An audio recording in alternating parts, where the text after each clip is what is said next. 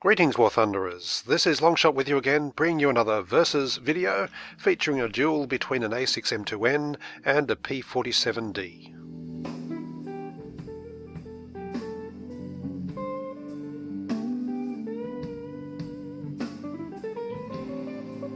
In previous editions of the Versus series, it hasn't been a live arcade battle as this is, but rather myself and a friend, AIM-120 AMRAM, used to go into custom battles and choose planes to fly against each other and basically see which was the superior the plane in a dogfight setting and what tactics worked best to try and turn an advantage into an actual kill. However, this one, as you can see, is not a custom battle. This took place while I was flying the A6M2-N in an up-tiered lineup as part of my up-tiering video, a link to which is now on your screen if you haven't already seen it.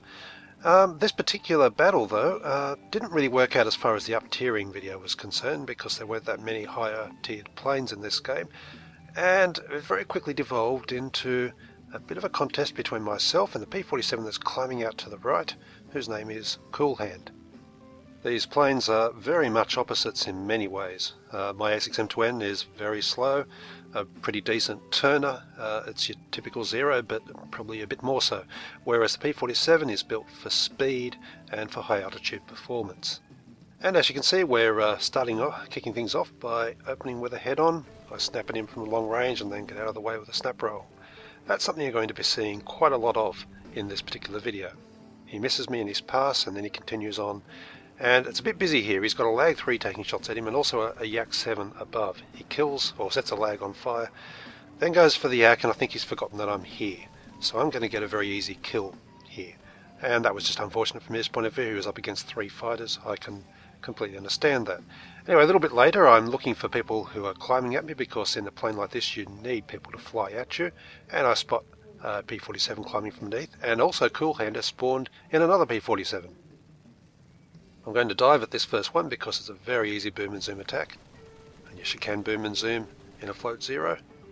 And then as I extend up, I'm going to come under some fire, very long range, from Cool Hand. Does a little bit of minor damage, and seeing that I loop over, hoping to catch him at the top of a stall. But as you can see, he's rolled his plane over, he's into a split S and he's diving away. If I had been a little bit quicker on that on that loop, and caught him before he dived away, then this video would not have been made. But as it is, that's not what happened. And he's flown away off into the distance. He wants to gain altitude advantage on me. He knows he's not going to get anywhere if he keeps trying to helicopter up from underneath. So I'm trying to say, come and attack me. Here I am shooting down bombers. Where are you, Cool Hand? You're supposed to be protecting them. And but he ignored that. He really wanted that altitude advantage. He's flown off in the direction of the sun. So with no more climbers, I decided, well, let's set after him and see what happens. And he just kept running and running and running. You see the altitude's going up, above 6,000 meters now. He still hasn't got that altitude advantage because my plane's a fairly good climber. Finally up near 7,000. I mean, I'm thinking we've got a failure to communicate here, and I'm sending him messages saying, yeah, please come and fight. And eventually I gave up. I thought, well, yeah, maybe he's just AFK or something. And so I turned to run away, and oh, there he is. He must have been blinded by the sunlight or something. I couldn't see him. So he is inbound, and finally the duel is on. Now we're at 7,000 meters here, which suits his plane far more than it suits mine. Above 5,000 meters, a P-47 gains a lot of engine power. So first thing I need to do, he's climbing a bit, and I'll show from his viewpoint in just a minute. I'm dropping into a little bit of a dive to gain some speed because there's a head-on coming, and I need that speed in order to maneuver to get out of the way of his head-on attack. Okay, now I'm hoping that he's slow enough that I can turn and get guns on him, for which I also need that speed, and catch him with some long distance. Spraying there, and I did actually land a critical. Again, if that had been a little bit more of a critical, then this video would not be online right now. Okay, so he's running away. Alright, leading up to that attack, what happened? Okay, he was travelling around 300 kilometers an hour, he still hadn't got an altitude advantage on me, and he went into a bit of a burst climb. He's sacrificing all of that speed to get that as much of an altitude advantage as he can, because when he wants to attack me, when he attacks me, he wants it to be with as much speed under his belt as possible from a shallow dive. So here he goes into that dive. Now you can see that I was diving to gain speed. Into the head-on, My snap roll takes me past his guns, not by a huge amount I must say, and then he's extending away, but he's not extending away into a great huge dive there, so I'm able to get guns on him before finally he's out of range. Okay, now the question is he going to keep fighting, or is he going to keep running off into the distance again as he did the first time? No, at about 2.5 kilometers he decides, okay, I'm right to turn and engage. Now he's not pulling a flat turn, he's going horizontal with a loop, because again he wants to come steaming downhill at me with that intercept head-on attack. And you can see now he's got enough speed in doing so that he's away, out of range, before I get a chance to open fire. And that is exactly how you should engage a fast-turning plane like a Zero, again from his point of view, in a P-47. Here he comes downhill, doing 400 kilometers or so by the time we merge, and that's plenty of speed with which to get away.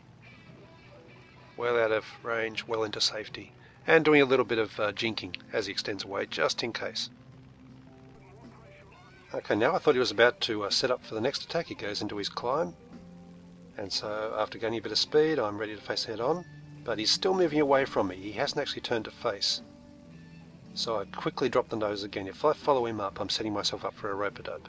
Very, very easy for him to stall me out, and I thought, no, it's time I actually tried to drag him down beneath where his performance is so much better than mine, above 5,000 meters.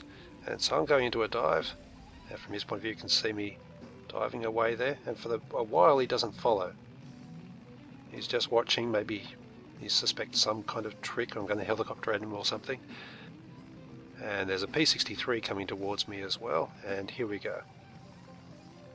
He's coming for a boom and zoom from behind. Of course I'm watching him. I pull hard into a brake, and he can't follow. And then he's extending away. Now I generally prefer not to, if I have a choice, I prefer not to face attacks in that manner. I prefer to face them head on, facing the attacker, rather than trying to jink away with them approaching from above or behind like he is here. This is the same thing from my point of view, but in this case I didn't have any option. He was coming too fast, I could not face him, and so into a bit of a split S hard brake.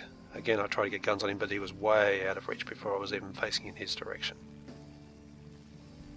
But at least we're down to a more manageable altitude now. But I've got a P-63 approaching, which is the P-47 I shot down earlier, so I have to get rid of him because he doesn't seem to realise we've got a bit of a dual thing happening here. Okay, that's him dealt with. Okay, now the P-47 is once again extended, climbed, well out of range, and he's coming downhill again in a rush, taking a quick shot at him, only getting another hit, and then jinking out to the side again. It's the same pattern over and over, but the thing is, it's a stalemate that's only going to be broken if I fluke a very lucky shot in that head-on, or if he manages to predict my jinking pattern and pick me up in the dive. And I've got to be very careful not to get too repetitive, and also not to lose too much speed. Here we go again. No, we're not going again. He's still going away from me. Just got to be patient, keep my speed as high as I can. Right, he's lifting up. Okay, he's doing something different this time. He's not pulling straight over into the dive. He's climbing and climbing and climbing until the last possible minute. And now look at my speed. Just as I'm about to go into the snap roll, I'm only doing 195 kilometers an hour. I need to be at 250 before going into a snap roll, or the plane becomes very sluggish. And the result is, because of his extended climb, he has basically stalled me out, or close enough that my maneuverability is not good enough to evade his attack. And he has the kill. Let's look at it from his point of view. Up he goes into that extended climb, gaining as much altitude as he possibly can.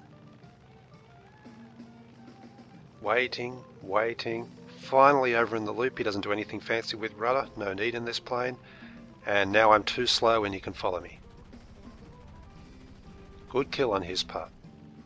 And I found this engagement really interesting because, well, firstly, he seemed to be learning on the go as to what tactics would work against me and what tactics would not. And his tactics improved remarkably throughout that engagement. And towards the end, that was a perfect example of how to take on a highly maneuverable but slower plane with a far less maneuverable but much faster and stronger plane like a P-47. And you can also see the advantages the P-47 and other planes like it have over maneuverable planes like a Zero. Speed wins over turning every time if you fly things according to their strengths. Furthermore, could you have told the difference between this and an RB? The same tactics would apply no matter what the mode. Anyway, I hope you found this small example helpful. It was certainly an enjoyable battle, as most of them tend to be when you're flying something like a Zero. If you'd like to support me in creating these videos, there's a link at the bottom there for Patreon. Otherwise, I really look forward to your comments as always, and until my next vid, I will be seeing you in the skies.